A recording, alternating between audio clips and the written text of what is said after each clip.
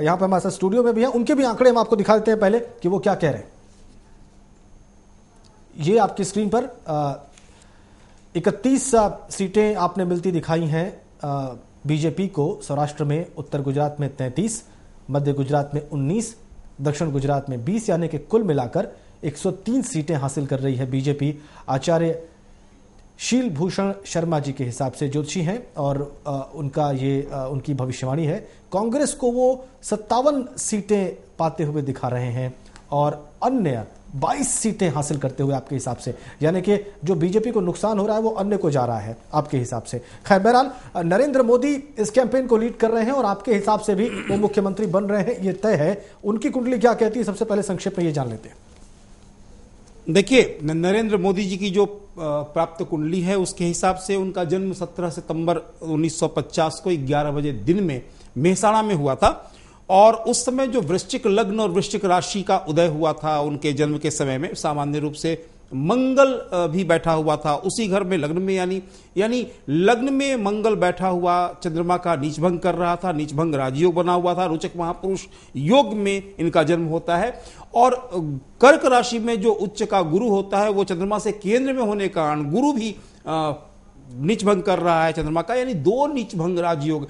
सबसे बड़ी बात मोदी जी कुंडली में यह है कि जो प्रजेश है, प्रजा शुभ कारक, दोनों ग्रह यानी आत्मकारक और अमात्य कारक होकर के मोदी जी कुंडली में दशम भाव में शनि और शुक्र एक साथ बैठे हुए हैं और यहां पर ये जो सूर्य है इस घर का मालिक, वो सूर्य एकादश भाव में प्रविष्ट है, बैठा हुआ है। यानी मोदी की जो कुंडली है उसमें रोचक महापुरुष बना हुआ है, साथ में षष्ठेश होकर के जो मंगल षष्ठेश भी है और लग्नेश भी है और वहां बैठा लग्न में है। शत्रुओं से ही अपनी जिसको बोलते हैं कि ताकत प्राप्त करते हैं मोदी शत्रुओं की बातचीत से ही, शत्रुओं के प्रहार को ही अपना एक पक्ष ले लेते हैं, जो कि दिखाई पड़ता है मोदी जी की कुंडली में।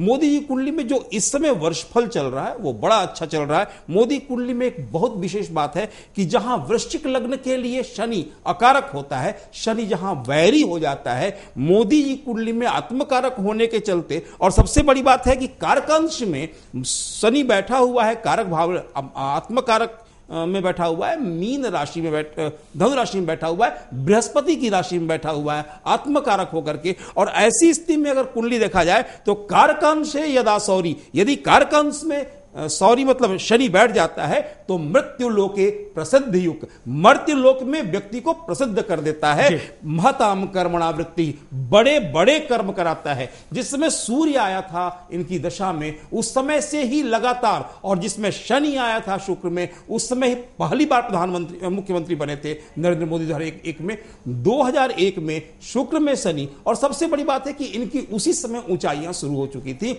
जैसा कि दिखाई पड़ता है। चलिए, तो प्रधानमंत्री बनने के एस्पेक्ट मतलब प्रोस्पेक्ट्स क्या है उनके, बहुत संक्षेप में।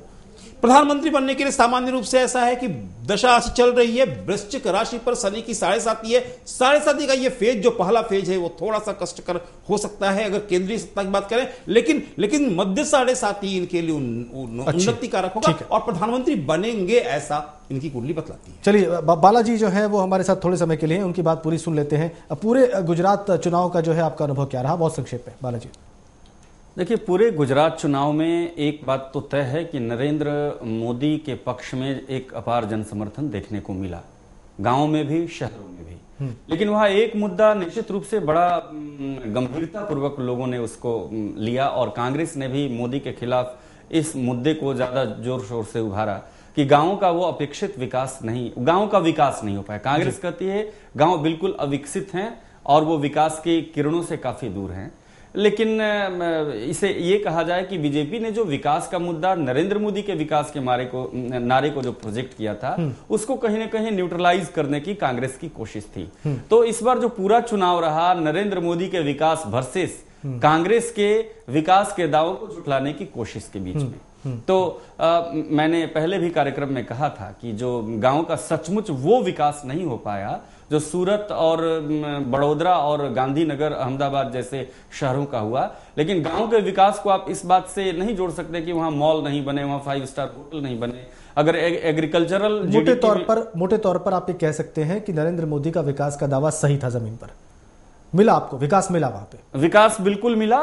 कुछ क्षेत्रों में जहां पे विकास की किरणें नहीं पहुंच पाई, समानुपातिक दृष्टिकोण से देखें तो वहां पे शहरों की अपेक्षा जो विकास दर में जरूर कमी थी। हाँ। और मुझे लगता है कि 10 वर्ष का जो अंतराल होता है उसमें आप पूरे राज्य का सर्वांगीण विकास करके उसे आप गांवों को कैलिफोर्निया और वाशिंगटन नहीं बना सकते हैं। उसके लिए तो एक लंबे योजना की आवश्यकता होती है।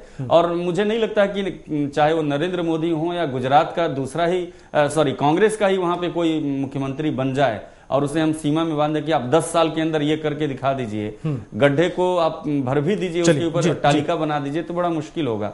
मुझे लगता है कि यही जो रियलिस्टिक अप्रोच रहा है नरेंद्र मोदी का विकास के प्रति, लगभग हर जगह पे विकास की किरणों को पहुंचाने की कोशिश की है। और गुजरात की जनता ने जो रुझान दिया है वहां पे, निश्चित रूप से एक मौका नरेंद्र मोदी को और मिल जाए तो इसमें कोई आश्चर्य नहीं होना चाहिए। और जिस तरह से एक धमाके के साथ मोदी आने की कोशिश कर रहे हैं, शायद उसमें भी वो कामयाब हो जाएं।